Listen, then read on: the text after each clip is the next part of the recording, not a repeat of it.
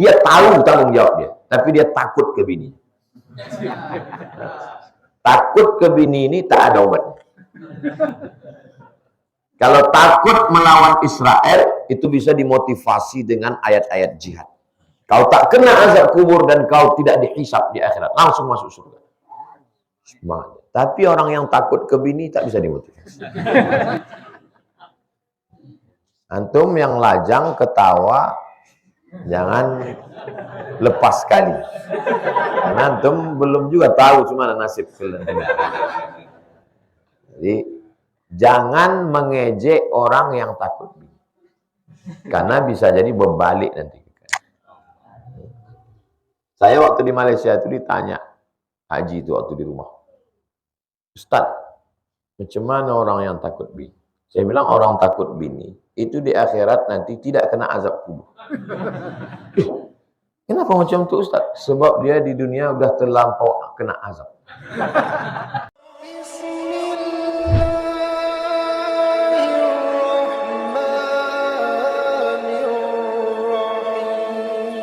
Maka pencaharian utama saya adalah BRI Link. Apakah BRI Link termasuk riba? Wama adraka ma BRI Link. Apa BRI Link kok? Ada yang bisa menjelaskan apa BRI Link?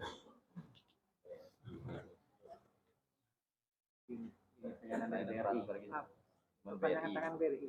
Perpanjangan tangan BRI itu. Bank BRI membuat perpanjangan tangan, namanya BRI Link. Terus tugas BRI Link ini apa kerja dia? Kenapa dia mesti membuat satu unit jasa? Karena di kampung itu tidak ada bank. Maka dia bekerja sama dengan riba. Jadi kalau mau selamat, BRI Syariah yang sekarang sudah bergabung dengan BSI. Saya mau hijrah Pak Ustaz, BSI Link. Tinggal merubah R jadi S. Habis RS kan? A, B, C, D, F, G, H, R, S. Coba. BSI Link. Itu cara berarti. Apakah kegiatan yang dilakukan seperti transfer? Man ra'a minkum mungkaran, siapa yang menengok kemungkaran, falyughayyirhu biyadi, robah dengan tangan. Robah dengan tangan, robah jadi BSI Link. Bukan ikut di dalam. Udah tahu kemungkaran, ikut juga di dalam. Jangan ikut di dalam. Maunya pakai BSI, tapi biasanya di daerah belum ada. BSI ikut menanggung dosa. Hai BSI. Padahal kalian gabungan dari 3 bank. Bank Mandiri, BNI, BRI. Kenapa gak kalian sebar? Jadi kalau ada orang di kampung masih berdosa, itu gara-gara kalian BSI. Yang kalian anggap kalian udah selamat. Hati-hati kalian BSI.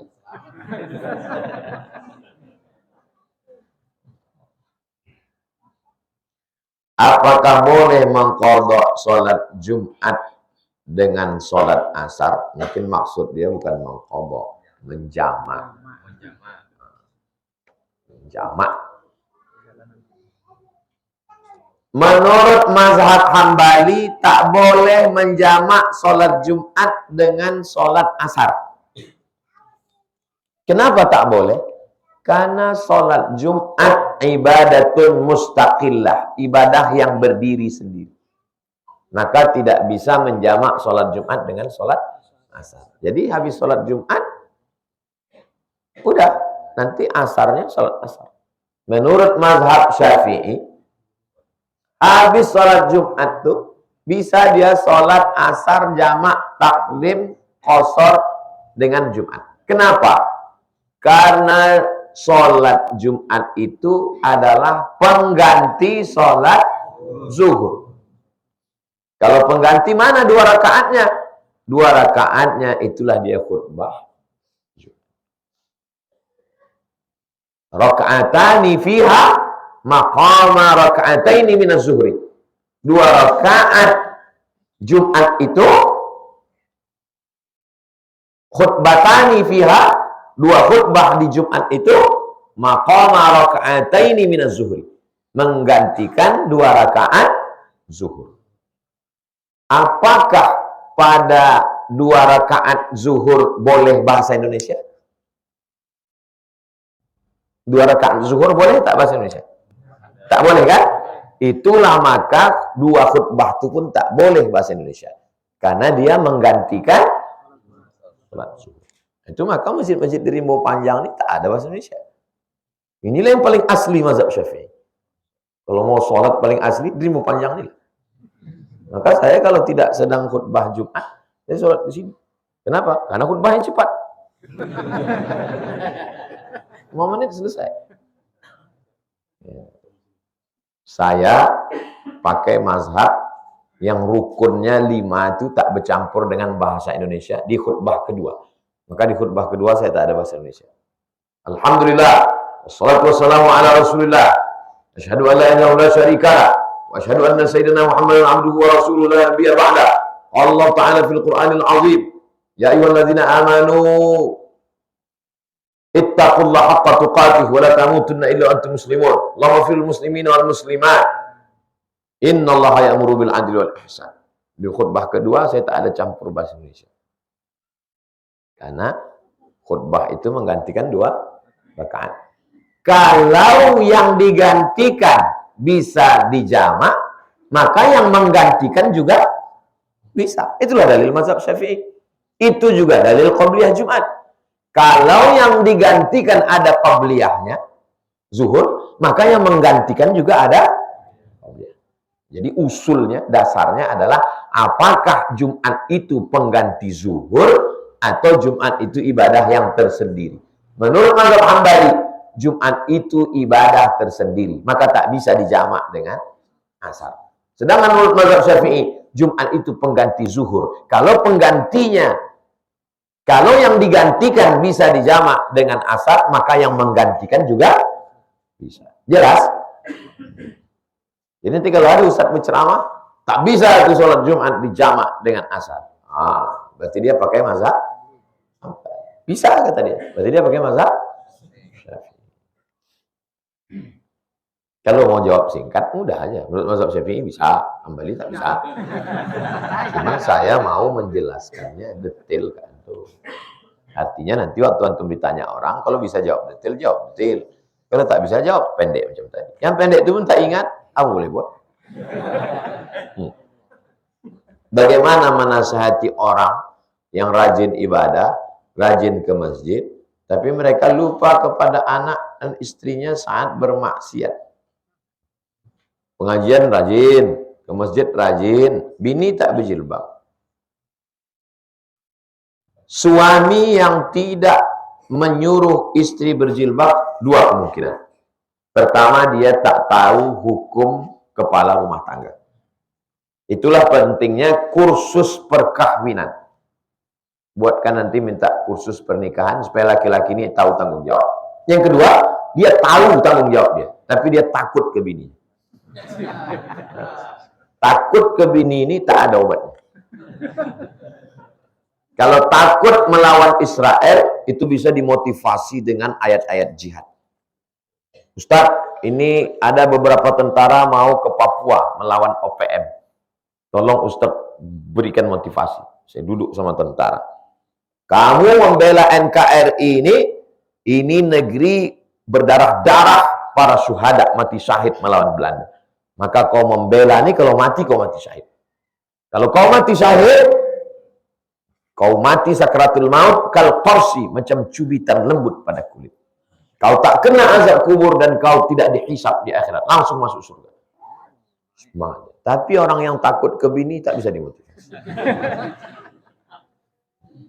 Antum yang lajang ketawa jangan lepas sekali. Karena antum belum juga tahu cuma nasib kalian. Jadi jangan mengejek orang yang takut. Karena bisa jadi berbalik nanti. Saya waktu di Malaysia itu ditanya, haji itu waktu di rumah. Ustaz, macam mana orang yang takut bini? Saya bilang orang takut bini, itu di akhirat nanti tidak kena azab kubur. Kenapa macam itu Ustaz? Sebab dia di dunia udah terlampau kena azab. Kata malaikat, yang ini tak usah kita azab lagi. Udah azab betul dia.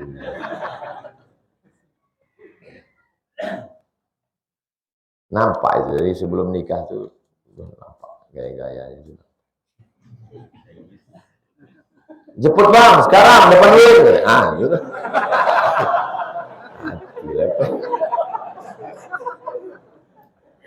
Siap-siap lah kalian. Cuman masalahnya, laki-laki ini mengalami ketakutan luar biasa. Laki-laki ini takut dia kehilangan perempuan. Itulah yang membuat perempuan itu merasa lebih. Jadi kalian kalau meminang orang, jangan tunjukkan kalian takut. Aku meminang kau supaya kau bisa jadi ibu untuk anak-anakku, supaya anak-anakku soleh. Aku beginilah orangnya, tamat dari UIN, kerja pun belum beberapa mapan, aku dari Lancang Kuning, aku dari UIR, aku dari UNRI. Kalau kau mau hidup bersama, kita jalan.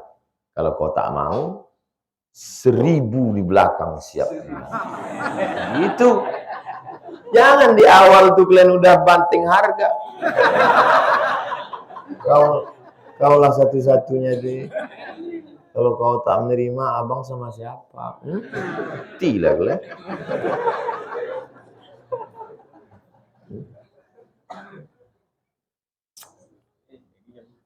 Apa benar zikir atau istighfar bisa ditolak Allah? Dalam kondisi apa ditolak zikir?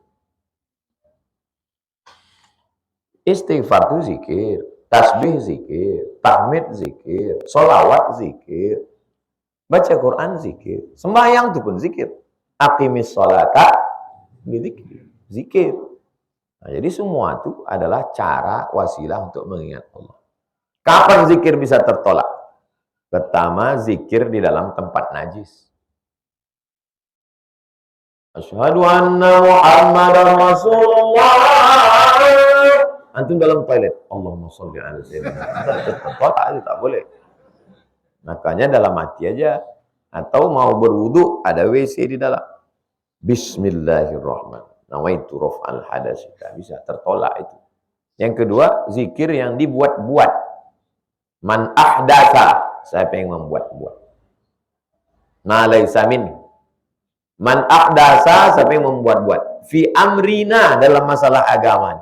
Ma laisa minhu, tak ada dalilnya sama sekali. Minhu, dari agama. Ditengok dari aspek apapun tak ada. Quran tak ada, hadis tak ada, ijma' tak ada, qiyas tak ada.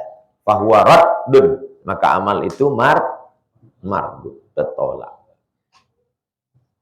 Selama masih ada minhu, ya Latif, ya Latif, ya Latif, ya Latif, ya Latif, ya Latif, ya Latif. Boleh apa tak boleh? Boleh. Mana dalilnya? Walillahil asma'ul husna fad'uhu biha. Allah punya asma'ul husna, maka panggillah dia. Di antara asma'ul husna, Latif, yang maha lembut. Ya Latif, engkau yang maha lembut. Kau kenapa zikir kau ini dari tadi ya Latif? Mau menghadap calon mertua. Supaya lembut hati dia. Ya Latif, ya Latif, ya Latif. Begitu sampai itu lembut aja hati dia. Hati mertua tadi. Mertua jantan lunak, mertua perempuan tidak. Maka banyak zikir. Kebetulan zikir-zikir ini disusun oleh Imam Al-Haddad. Maka disebut dengan Ratib Al-Haddad.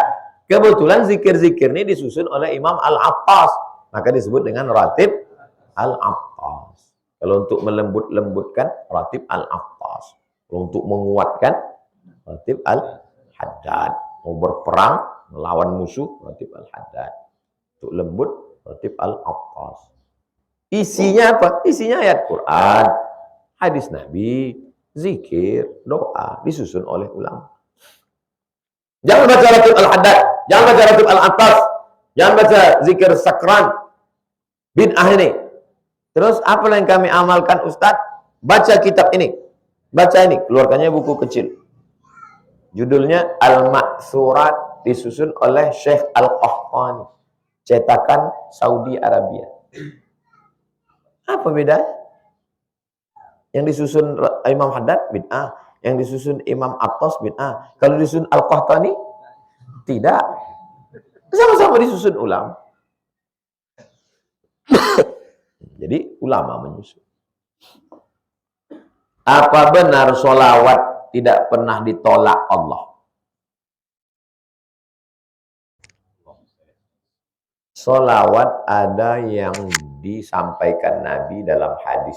Lafaz sholawat yang ada dalam hadis, buka 99 tanya jawab sholat. Sholawat yang ada dalam hadis. Ada satu lagi sholawat yang dibuat ulama. Allahumma salli ala sayyidina Muhammad wa ala ali sayyidina Muhammad tibbil qulubi wa dawaiha. Itu dibuat ulama. Salatan tunjina biha min jami'il ahwali wal afat. Ulama. Tanfariju bihil qurab wa tuqda bihil hawaij. Yang dibuat oleh ulama. Tak boleh membuat-buat salawat. Siapa yang membuat-buat salawat ini masuk neraka, pelaku bid'ah. Imam Syafi'i membuat salawat. Kullama zakarahu zakirun wa ghafala an zikrikal ghafilun. Itu salawat yang dibuat Imam Syafi'i dalam kitab Ar-Risalah, kitab usul fikih. Pas di dalam itu ada dia.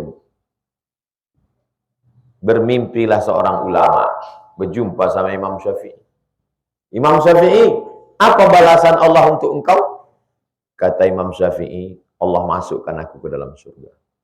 Istanaku terbuat dari emas, lantainya permata, kubahnya, dan aku diiringi oleh para malaikat. Apa amal engkau?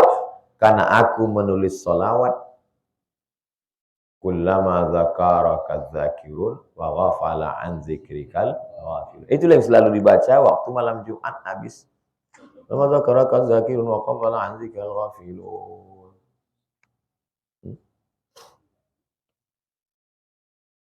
Siapa yang buat salawat bid'ah? Tapi Imam Syafi'i ada. Imam Syafi'i boleh. Apa hukum minta pelaris kepada dukun kampung?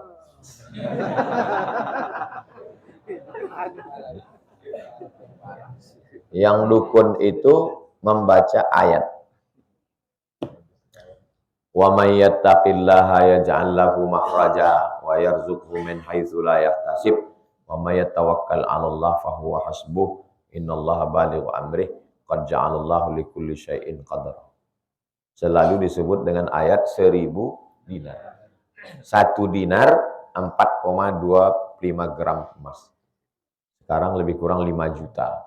Berarti kalau 1000 dinar 5 miliar. Waktu diamalkan orang itu diberi Allah dia rezeki dari yang tak disangka-sangka. Apakah boleh membaca ayat tertentu dengan mengharapkan balasan tertentu? Boleh. Mana dalilnya?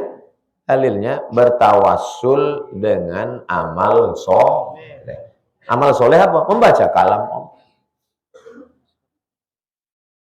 Nanti masuk toko pagi baca Fatihah sekali, Qul huwallah 3 kali, Qul falaq sekali, Qul nas sekali, sholawat. Supaya dijauhkan dari gangguan jin-jin setan, supaya dibukakan Allah pintu rezeki, boleh, tak salah. Tapi dia dukun Pak Ustadz. Mungkin dia ini dukun syariah.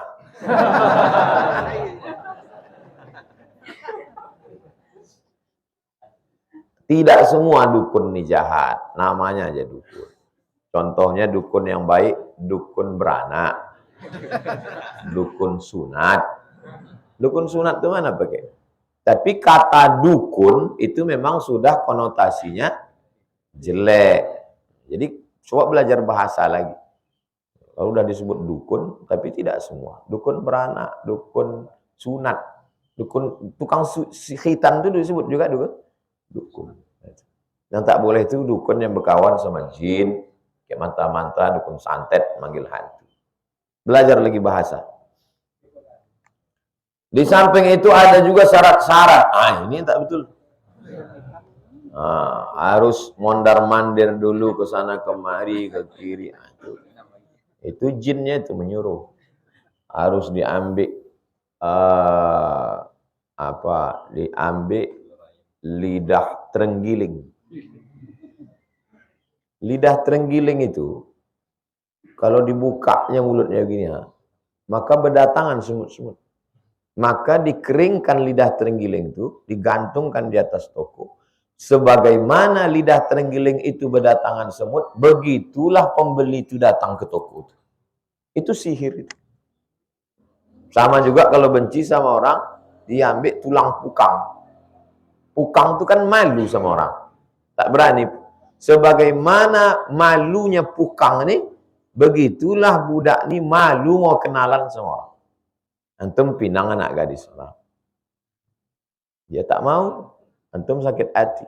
Antum santet dia pakai tulang pukang. Sesudah disantet pakai tulang pukang tuh malu dah dia macam pukang. Malu kenalan sama orang, malu keluar rumah. Akhirnya sampai tua tak berlaki. Itu sihir. Setan punya kerja. Diambil air mandi orang mati. Disiramkan ke depan warung orang. Sebagaimana orang benci menengok kubur, takut, begitu orang takut belanja. Itu syarat-syarat itu yang mengasihnya setan. Paham itu kan? Ditariknya korelasi. Kita kalau berdoa tak pakai tulang pukang, tak pakai air orang mati, tak pakai lidah terenggiling. Cukup pakai lidah multi level marketing. Bagaimana cara minta maaf dan bayar utang pada orang yang pernah kita ghibahi dan kita zolimi? Kalau membayar utang, utang itu materi, benda, duit, pinggan, mangkuk. Balik kan? Kalau tak ada orangnya, balik ke ahli warisnya. Nanti ahli waris membagi kepada warisnya. Kalau tak juga, maka diserahkan ke masalih ammah, kepentingan umum. Kepentingan umum maksudnya kepentingan untuk masyarakat banyak. Contohnya, ke sinilah. Berapa dulu kau utang? Ada 100 juta Pak Ustaz. Bawa ke sini kasih kan dia. Masalih ammah. Kalau yang kita ribahi, ribah ini tak benda. Macam mana membalikkan ribah? Pernah kita ceritakan aib dia. Itu dengan minta maaf. Apakah kalau kita minta maaf mesti kita sebutkan dosanya? Tidak. Aku minta maaf ya, kemarin waktu kumpul arisan rumah kau, jeleng kami bahas. Tak perlu. Aku minta maaf segala silap salah dosaku. Aku pun begitu juga. Dah, kalau kita sama-sama ngaji tak terlalu penting dia salah. Bahkan sebelum tidur malam, kita udah maafkan semua. Orang yang menyimpan dendam sama dengan menyimpan duri dalam daging. Antum mau memetik bunga mawar, tertusuk durinya sedikit, terpatah duri itu, masuk ke dalam. Antum lepaskan atau antum biarkan? Orang yang menyimpan dendam kesumat, sakit hati, sama dengan menyimpan itu. Menyimpan itu. Asal tersenggol, balik sakit. Menghabiskan energi. Pikiran kita habis ke situ, cakap kita. Update status pun bolak-balik ke situ. Jadi, lepaskan aja. Banyak yang perlu dipikirkan. Ustaz pikirkan? Enggak, tak pernah saya pikir. Pikiran saya, macam mana saya mau menulis syarah Riyadhus Shalihin? Macam mana saya mau menulis tafsir? Macam mana anak-anak santri? Macam mana pesantren? Macam mana jadwal saya keliling? Kan capek gitu tuh memikir, menyimpan-nyimpan. Plong, lepas. Berkurangkah rezeki kita Ustaz? Lan tamuta nafsun, orang tidak akan mati qabla an tastakmila rizqaha wa ajalah. Sebelum rezekinya penuh, sebelum ajalnya sampai, orang takkan mati. Semua dokter di Pekanbaru ini mengatakan antum mati, kalau rezeki belum penuh, tak mati. Rezeki antum sudah ditetapkan Allah 1 miliar. Baru habis 900 juta, tak mati. Sampai akhirnya antum opname habis 1 miliar, itu baru mati. Nah. Jadi kalau orang kuat akidahnya, dia tak takut dengan hidup. Keberanian tak membuat cepat mati, ketakutan tak membuat lambat mati. Kalau tak mati, kata Allah, tak mati. Biasa kita buka toko dari jam 7 pagi sampai jam 9 malam. Sekarang kita buka jam 6 pagi sampai jam 6 sore. Itu ikhtiarnya, usahanya. Apa bedanya kita buka toko jam 5 sore sampai jam 10 malam dengan jam 6 pagi sampai jam 10 malam? Yang jelas pahalanya lebih banyak buka dari pagi kalau lillahi ta'ala. Tapi jangan gara-gara ini antum tidak ikhtiar, itu jabariyah. Jangan salahkan ulama tasawuf. Ulama tasawuf ini tak ada usaha-usaha, tak ada ikhtiar. Induk ulama tasawuf Imam Junaid al-Baghdadi. Imam Junaid al-Baghdadi punya toko di Baghdad. Pagi dibukanya tokonya, dilayaninya pembeli. Kalau tak ada pembeli, dia sholat sunat. Ada pembeli, dia layani lagi. Tak ada pembeli, sholat sunat. Selesai 400 rakaat, tutup toko balik. Baca Ar-Risalah Al-Qushairiyah. Supaya kita ditanya, Allah bisa menjawab, apa usahamu? Aku berjualan, aku berdagang. Dengan tujuan biar bisa ibadah. Apa pula menutup toko tak bisa ibadah? Buka toko, tentang sajadah. Maaf, sedang sholat. Nampak sunyi? Sholat. Mana orang sekarang pas nampak ramai itu pula dia sholat. Ada waktu sholat, pergi ke masjid. Ada toko cincin, tempat jual batu di dekat Ramayana. Asal masuk waktu sholat, selesai waktu sholat, buka. Toko-toko yang lain tak peduli sembahyang, buka terus. Dia tak peduli pula, yang penting sholat. Sekedar wasilah untuk mendapatkan rezeki, Allah kasih rezeki. Tak dikasihnya situ, bukakannya dari pintu yang lain. Aku mau ikut tes dosen UIN, Mak. Kau ikut, kalau kau lulus, rezeki kau di situ. Kalau kau tak lulus, berarti rezeki kau tempat lain. Jadi ibu nasihati anak begitu. Jangan kau mesti di situ, nak. Kalau kau tak lulus, mati kau nanti. Kawan saya pulang dari Mesir. Kenal sama perempuan. Bertamulah ke rumah perempuan tadi. Jadi imamlah di situ sholat. Apa kata ayah perempuan? Memang super cocok jadi imam untuk anak saya. Sudah 99,9%. Tak jadi diterima, hanya kerja belum tentu. Takut dia anaknya ini tak makan. Hari berganti, musim berubah. Cemana kawan saya itu sekarang? Kantornya 3 lantai. Duduk saya di kantornya, foto. Saya bilang, ini kantor kau ini kurang. Mesti kau tulis di atas. Apa tulisannya? Bekerjalah hingga mereka menyesal.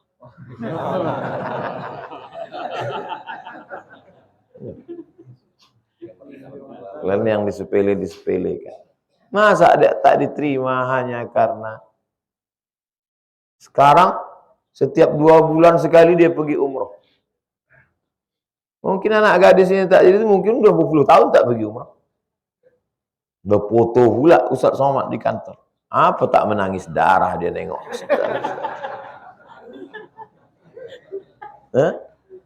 Menyesal. Jadi kalian kalau diremehkan orang, jangan balas, tapi kalian semangat sampai mereka menyesal. Siap? Siap. Banyak yang terakhir. Dan saya sampaikan pula kalian yang punya anak gadis, jangan kalian ukur orang dari waktu dia datang. Karena dalam hadis dikatakan idza ja'akum man tardawna dinahu wa khuluquhu. Dua. Tak ada kalau kau suka rezekinya, tak ada. Cuman dua yang disuruh Allah. Kau tengok agamanya, kau tengok akhlaknya. Baik agamanya, baik akhlaknya, terima dia. Rezeki datang belakang. Saya diundang makan buka bersama di Hotel Pangeran. Konglomerat Riau. Kami dulu Ustadz, waktu pertama nikah, kata ibu nih istrinya. Bertamu ke rumah keluarga, tutup orang pintu, karena dianggap mau mengutang beras. Minjam beras. Sekarang, undang. Jadi jangan sepelekan orang. Nampak orang ini baik, jujur. Dua yang ditengok. Dinahu, agamanya, wa khuluquhu, akhlaknya. Kenapa dua? Karena ada orang yang rajin sholat tapi cakapnya kasar. Ini tak cukup. Ada pula yang lembut, baik tapi tak sembahyang. Ini tak cukup. Dua. Dinahu, agamanya dan akhlak. Baik dia, terima dia. Nikahkan anak. Selamat. Ini gara-gara dia datang naik Grab. Dan dia datang naik ojek tak diterima padahal dia baik. Diterima yang punya mobil rupanya tak sembahyang. Diterima ini rupanya bedukun. Udah hancur babak belur baru bertanya ke Ustadz. Cuma ini Pak Ustadz, menantu kami tak sembahyang. Beribu pertanyaan menantu tak sembahyang. Saya udah begitu dalam hati saya, mampus kau. Dulu datang orang baik-baik, tak mau terima. Sekarang. Dulu waktu masih gadis, datang orang baik, oh sekarang laki pemabuk, pecandu narkoba, tak sembahyang, barulah posting di Instagram, aku siap menerima apa adanya. Apa adanya lagi udah babak belur. Waktu gadis itulah siap menerima apa adanya. Saya perjuangkan kalian nih tak laku juga. Aku perjuangkan kalian. Apa hukum istri yang sering sholat di ujung waktu? Padahal bolak-balik diingatkan tapi tak dihiraukan. Orang yang sengaja menunda-nunda sholat, itu dia mau meminta laknat Allah. Makanya begitu datang azan, Allahu Akbar, Allahu Akbar, langsung wudhu. Yang paling bagus itu wudhu menunggu azan. Zalikumur ribat, zalikumur ribat, zalikumur ribat. Itulah jihad, itulah jihad. Apa dia? Intizarus sholah ba'da sholah, menunggu sholat. Paling bagus tuh waktu sholat pekan baru, zuhur 12.20, 12.15 udah siap. Tapi kalau tak juga pas azan, nantilah, Allahu Akbar, Allahu Akbar, langsung bangkit wudhu. Jangan tengok, panjang lagi. Berubah. Siapa lagi merubah kita nih kalau tak kita? Apa hukumnya saya sebagai ayah tiri terlalu keras mendidik anak tiri saya untuk hal ibadah dan adab, sementara ibunya kurang peduli? Antum kalau nikah sama janda punya anak, lalu antum berhubungan dengan emaknya, maka anak janda itu sampai hari kiamat tak bisa antum nikah. Namanya mahram mu'abbad, kekal abadi dia jadi anak antum. Walaupun ayahnya orang lain. Kecuali aku terima nikahnya, habis itu janda tuh mati. Tak sempat maaf cakap dukhul. Antum boleh menikahi anaknya. Karena belum sempat berhubungan.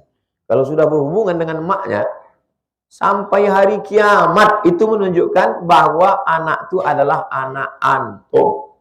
Mesti antum jaga. Jangan lurus rambut saya. Kamu bukan ayah saya. Aku sampai mati tak bisa menikahi kau. Kau ini anakku. Walaupun ayah kau orang lain. Kau anakku menurut hukum Islam. Aku bertanggung jawab di hadapan Allah. Mana tahu antum dapat jodoh berlebih. Nikahi janda itu kan jodoh berlebih. Kata Nabi, kau udah nikah, kata Nabi ke sahabat. Ya Rasulullah, Aku menikah dengan sayyiban, janda. Kata Nabi, halla bikran tula'ibuha wa tula'ibuka. Kenapa kau tak nikah sama anak gadis? Kau bisa bergurau-gurau sama dia. Kata sahabat nih, adikku banyak. Kalau aku nikah sama anak gadis, sebaya sama adikku, berkelahi nanti dia.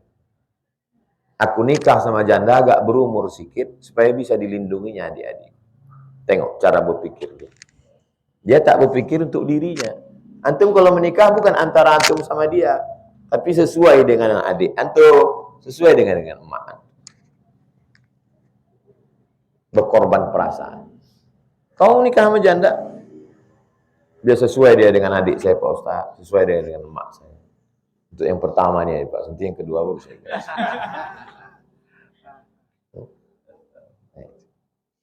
Itulah kaji kita, salat sunat isyraq kita 2 rakaat. Usolli sunnatal isyraq raka'ataini billahi ta'ala. Mudah-mudahan kita istiqomah.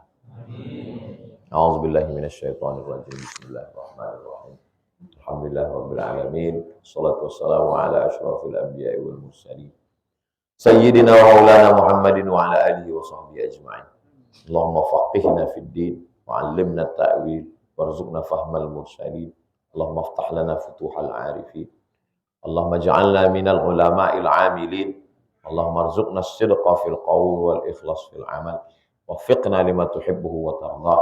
Allahumma ja'alna minal mutahabbina bijalalik. Awzillana tahta zilli arshika yawma la zilla illa zill. Allahumma jma'na ma'al habibil mustafa fi jannatikal ula. Ma'an nabiyyin was-siddiqin was-syuhada was-salihin. Wa hasuna ulaika rafiqa. ربنا آتنا في الدنيا حسنة وفي الآخرة حسنة وقنا عذاب النار وصلى الله على سيدنا محمد وعلى آله وصحبه وسلم والحمد لله رب العالمين تقبل الله منكم